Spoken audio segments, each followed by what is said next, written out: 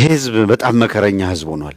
የነዚህ ብጫዎች አይሆን ነው ግን እኛ ስላልተባበረን፣ እኛ በጋራ ስላልቆምን፣ እኛ ስላልተናበብን በትልቁ ዓላማ ላይ በትልቁ ህዝባችንን መታደግ ጉዳይ ላይ ተግባቦት የፈጠረን ሰዎች ቢያንስ በዓላማ ልዩነት የሌለን ሰዎች በሚገባ ልክ መናበብ ባለመቻላችን እንጂ አሁን የጠላት የሚባለው ኃይል አቅም የተለየ ሆኖ ነው።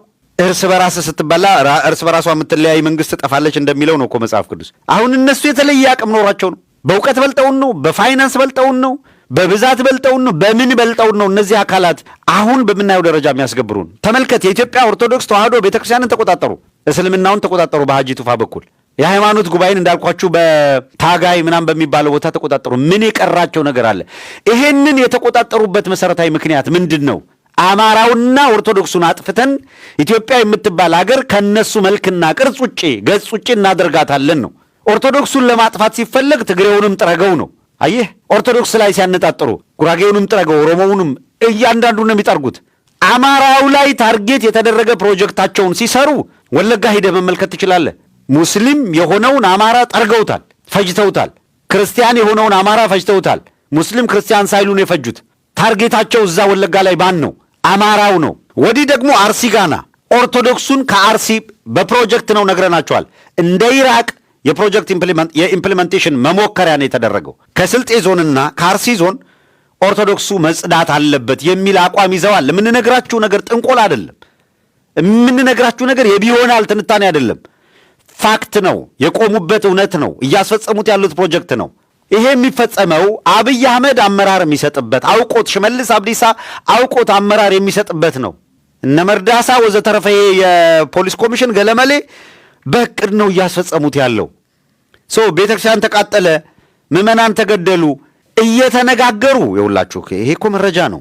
እየተነጋገሩ የትም አይደርሱም። አንድ ሰሞን ጮኸው ዝም ይላሉ ነው። ይሄንን ስርዓት እንደ ስርዓት ተቀብለህ መዋቅራዊ መሆኑ መንግስታዊ መሆኑን አውቀህ ይሄ ስርዓት እስካለ ድረስ ሃይማኖት አይኖርህም፣ አገር አይኖርህም። ይሄን አምነህ ተነስተህ ስታበቃ ታግለህ አገርህን ከጥፋት ሃይማኖትህን ከጥፋት ታሪክህን ከጥፋት ታደግ ነው ጥያቄው። አይ ካልክ በየሳምንቱ እየመጣ ሻማ ይዘህ አታልቅስ። ይጥፋ ብለህ ከተስማማህ ዝም ብለህ ይጥፋ፣ ጫጫታ አያስፈልግም። አለበለዚያ ግን በታረድክ ቁጥር ፌስቡክ ላይ ሻማ ይዘህ አትምጣ። ኢናፍ፣ በቃ ይበቃል።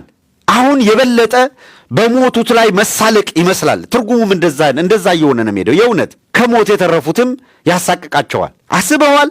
የኢትዮጵያ ኦርቶዶክስ ተዋህዶ ቤተክርስቲያን ጸሎተ ፍትሐት እንኳን በይፋ አላወጀችም ገና። እኔ አርሲ ሰው ተገደለ ሲባል ምንድን ነው ሻማ ይዞ ምናምን አድርጎ በጣም ያሳዝናል ምናምን ጥቁር ለብሶ ትክዝ ብሎ ፎቶ ተነስቶ ምናምን እኔ አክተር ምናምን መሆን እሱን ቲያትር ቤት ተውኑት። ከዚህ በኋላ ቲያትር ቤት እንዴት እንደሚተወን ከፈለጋችሁ ደግሞ ለሽሜ ደውሉለት፣ ጊዜ ሲያገኝ ያስረዳችኋል። ኢፍናት በየሳምንቱ እየተገደልን ከዛ ጥቁር ለብሶ ትላንትና ነጭ ሸሚዝ ነው ያደረኩት። አይ እንደው ጥቁር ብታረግ ምንድን ነው ጥቁር ማድረገው? ጥቁር እድሜ ልኬን ጥቁር አድርጌ ነው የምኖረው። አብይ አህመድ በስልጣን እስካለ ድረስ ኤቭሪዴይ እየተገደለ ዛሬ ጥቁር ለብሰ ነገ ነጭ ታረጋለህ፣ ከነገ ወዲያ ጥቁር ያስለብሳል መልሶ። ያንተ ጥቁር ልብስ የሚፈይደው ነገር እንደሌለ እስካወክ ድረስ በማናቸውም መንገድ ይሄ ስርዓት ጠላት ነው ብለህ ደምድመህ ስታበቃ ይሄ ስርዓት እስካልተለወጠ ድረስ ሃይማኖትም አይተርፍም አገሬም አትተርፍም ብለህ ቆርጠህ ተነስ ነው። ካልተነሳህስ አታላዝን። በቃ እንዴ የመናቅህ ልክ፣ የመደፈርህ ልክ፣ ምንም አታመጡም የመባል ልክ አርቲስቶች በደንብ አተኩሬ አርቲስት እያልኩ ማነሳው አርቲስቶችን የመውቀስ ፍላጎት ስላለኝ ሳይሆን ፖቴንሻል አላችሁ ከህዝብ ጋር ኢንጌጅ የምታደርጉበት እድሜ ልካችሁን የህዝብ ልጅ ነን ስትሉ ህዝቡም ደግሞ እናንተ ስትነቁበት ሆይ እያለን የከረመው ቱቢውን ስትታመሙ ላስታም የሚለው አንድ ነገር ስትሆኑም ላዋጣ የሚለው አርቲስት ስለሆናችሁ አርቲስት ከሌ ብሎ ስም ስላላችሁ ስትታሰሩ ያዝናል። ስትሞቱ እናንተ የተለየ ነፍስ ያላችሁ ይመስል ደረት ይደቃል። አልበም ስታወጡ ተንገብግቦ ይገዛችኋል። በቃ አክብሩት ይሄ የሚወዳችሁን ህዝብ። የእውነት በሃይማኖታችሁ ስሜት ካላችሁ የእውነት ሃይማኖት የማንዲ መሆን የለበትም የሚል ስሜት ካላችሁ አሁን ከታደለ ሮባ ከሚባል የእውነት አውሬ ሆኖ የመጣ ሰውዬ ጋር ነገ አብረህ ትቀመጣለህ። አርቲስት ሆነ አትሊስት የኢትዮጵያ ኦርቶዶክስ ይሄ ሰውዬ የምንድን ነው ትውልድና ዘር ቆጥሮ የአብይ አህመድ ቡድን ለዘላለም ይኑር ማለቱ እንደው ተውሽ ደቃቶ በቃ እንደው በመረጠው ዘር እንደፈለገ ዘር ከበለጠበት ምናምን ከበለጠበት ይሄ ካከበረው ህዝብ በኋላ የመረጠው እሱ ነው እንደ ምርጫው። ግን ከግፈኛ ጋር እንዴት ሰው ይተባበራል? መላው ህዝብ አዝኖ እያነባ እያለቀሰ ባለበት የኮንሰርት ማስታወቂያ ይዞ መጣ። አረ ስለፈጠራችሁ እኮ ነው የተባለ ያለው። በደንብ ቼክ እናደርጋለን። ሰይፉ ፋንታውን የሚባል ሰውዬ የእውነት እዛ ውስጥ አለ እየተባለ ነው። የምር ኖሮ ከሆነ ይሄ ህዝብ ማክበር እንደሚችል ሁላ ፈጥፍጦ መጣልም ይችላል። ያከበረን ህዝብ በዚህ ደረጃ መናቅ በጣም ልክ አይመጣም። የእውነት ማየት ያስፈልጋል። ይሄ ታደለ ሮባ የሚባል ሰውዬ ግን በአደባባይ ቅስቀሳ እያደረገ ያለው የዘፈን ኮንሰርት ነው። ኧረ ተዋሉት። ምን እያልክን ያለኸው እንዴ? ገና ቤተክርስቲያን እኮ አዘን ላይ ናት። 1 ሳምንት ስጡ፣ 2 ሳምንት ስጡ፣ 3 ሳምንት ስጡ። አትሊስት እንደ የኢትዮጵያ ባህል የሚባልም ነገር አለ ተባለ። አያችሁ ምን ያህል ጨካኝ እንደሆኑ።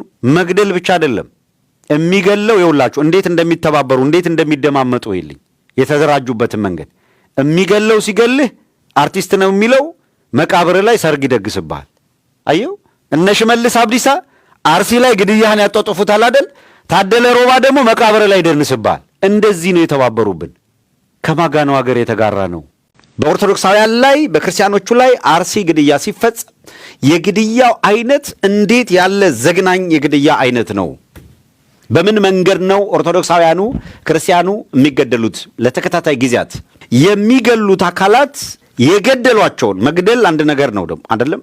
የገደሏቸው አካላት ከዚህ በፊት አማራው ተለይቶ በተለየ ሁኔታ በሚገደልበት ጊዜ አሁን ቆማል እያልኩ አይደለም።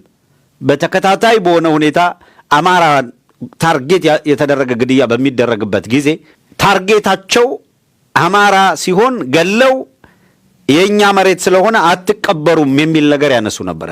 አሁን ኦርቶዶክሳውያኑን ኢዘር ወይ ብሔራቸው ምንም ይሁን ምን አማራም ይሁን ኦሮሞም ይሁን ጉራጌም ይሁን ምንም ይሁን ኦርቶዶክሳዊ ከሆነ እኛ ምድር ላይ አትቀበሩም የምትሞክር አካል ብዙም ስለማይጠቅም ብትተውት ጠቃሚ የሚሆነው ይሄ ጥቃት አትሮንሰ ማርያም ላይ መድፍ ወርውሮ ከመምታቱ ጋር የተያዘ ነው።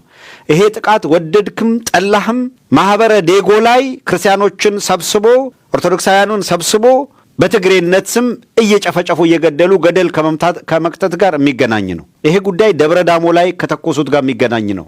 ይሄ ጉዳይ የአብነት ትምህርት ቤት ላይ ከፈጸሙት ፍጅት ጋር የሚገናኝ ነው። አርሲ በተለየ ሁኔታ መዋቅራዊ ጥቃቱ ሪፒቴሽኑ ተደጋጋሚ ከመሆኑ ውጪ በሁሉም የአገሪቷ ክፍል እንዲህ ያለው ነገር በፕሮጀክት ነው እየተፈጸመ ያለው። ለምን ይመስልሃል? የአርሲ በተለየ ሁኔታ እና ስልጤ ዞን ላይ ልዩ ፕሮጀክት የተዘረጋው ለምን ይመስልሃል? ሁለቱ ላይ በተለየ ሁኔታ ፕሮጀክት አለ፣ በስልጤ ዞንና በአርሲ ላይ። እነዚህ የፕሮጀክቱ የአጠቃላይ ፕሮጀክቱ የፕሮጀክት ኢምፕሊሜንቴሽን ሳይት ተመርጦ የትጋ ይህንን ፕሮጀክት ለማስፈጸም የትጋ ብንጀምረው የሚል ታስቦ ነው እየተካሄደ ያለው። ልክ ወለጋ ላይ በተለየ ሁኔታ ከሌላው የኦሮሚያ ክፍል ሁሉ በመነጠል ወለጋ ላይ ኤክስፐሪመንት ነው አይደል የሰሩት።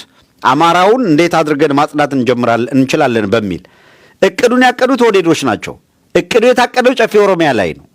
ፕላን አድርገው አቅደው ተዘጋጅተው ሲያበቁ እንዴት አድርገን አማራውን እንጠርገዋለን የሚል ፕላን አወጡ። በአመት 1 ሚሊዮን አማራ መጠረግ አለበት የሚል ብያኔ ላይ ደረሱ።